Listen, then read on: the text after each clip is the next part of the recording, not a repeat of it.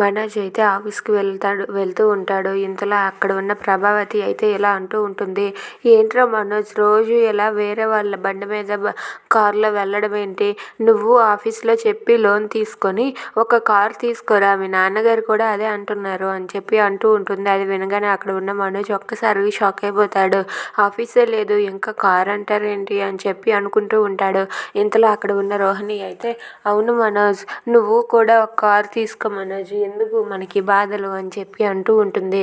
ఇంతలో మనోజ్ అయితే టిఫిన్ చేస్తూ ఉంటాడు. చేస్తూ ఉండగా రోహిణి ప్రభావతితో ఇలా అంటూ ఉంటుంది, ఆంటీ మనోజ్ అంట ఈ నెల 15 కార్లు అమ్మాడంట అని చెప్పి అంటుంది. అది వినగానే మనోజ్ నోట్లో ఉన్న అన్నం బయటకు వచ్చి, ఏంటి వీళ్ళంతా పెద్ద వదులుతున్నారు అని చెప్పి అనుకుంటూ ఉంటాడు. ఇక రోహిణి అలా అనేసరికి ప్రభావతి అయితే అవునా అని చెప్పి అంటుంది. అవునంటీ, మనోజ్ అడుగు పెట్టాక మొత్తం అంతా ఏసీయేనంట. మొత్తం అక్కడ ఏసీ ఉంటే నిద్ర వస్తే పడుకోవడానికి బెంచీలు కూడా ఉన్నాయంట అని చెప్పి అంటూ ఉంటుంది. Please subscribe.